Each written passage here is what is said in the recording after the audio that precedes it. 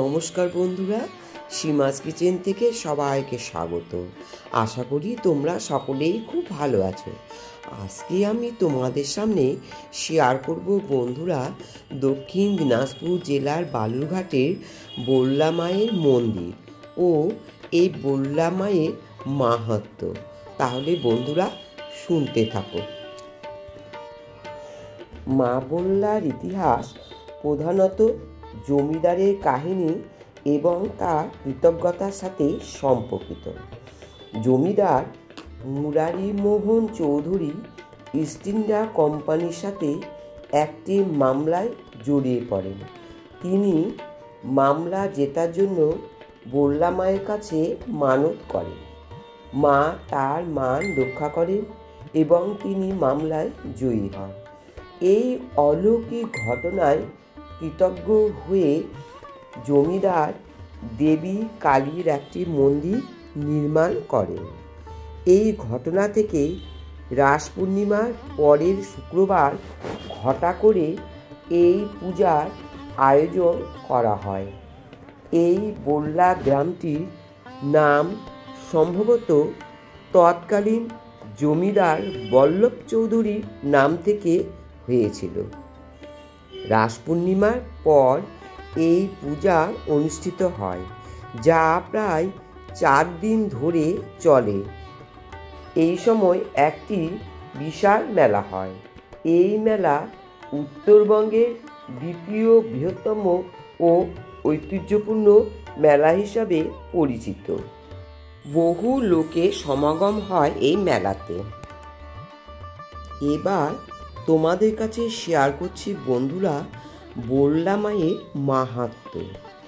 মা বল্লার মাহাত্ম্য হলো, তিনি এক জাগ্রত দেবী এবং তার মন্দিরটি অত্যন্ত প্রাচীন, যার বয়স প্রায় 450 বছরেরও বেশি।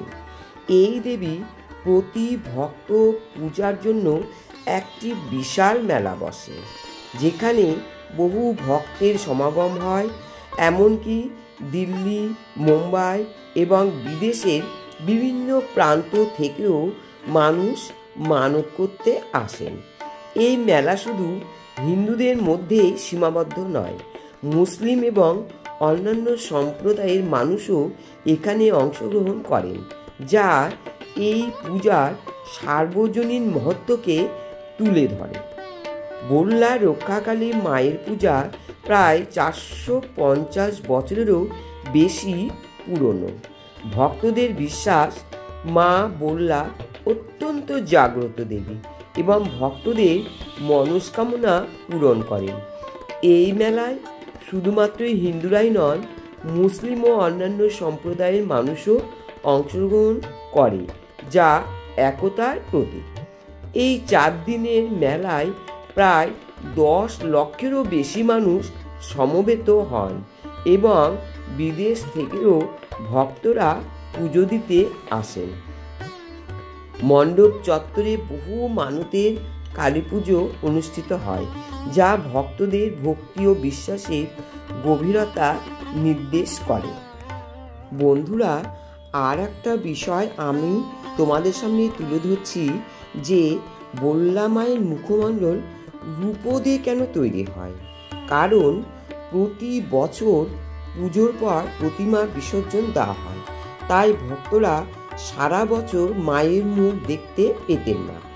ভক্তদের দীর্ঘদিনের এই আকাঙ্ক্ষা পূরণের জন্য এবং সারা বছর ধরে মায়ের দর্শন নিশ্চিত করতে মন্দির কর্তৃপক্ষ রূপোর মুখ তৈরি করে স্থায়ীভাবে স্থাপন করেছেন। প্রতি বছর 3 দিন ধরে বিশেষ পুজো অনুষ্ঠিত হয় এবং তারপর প্রতিমা পুকুরে বিসর্জন দেওয়া হয়। এর ফলে বছরে অন্যান্য সময় ভক্তরা মায়ের মুখ দেখতে পেতেন না।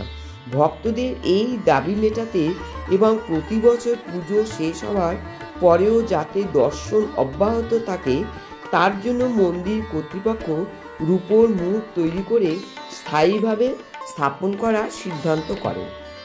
সব কিছুই বন্ধুরা আমি তোমাদের সব বিস্তারে বললাম। কেমন লাগলো আমার কমেন্ট বক্সে একটু জানিয়ে দাও। আর প্লিজ আমার চ্যানেলটি সাবস্ক্রাইব করে দেওয়ার অনুরোধ রইল। সবশেষে বন্ধুরা, মা বল্লার কাছে প্রার্থনা করছি উনি যেন সবাইকে সুস্থ ভালো রাখেন।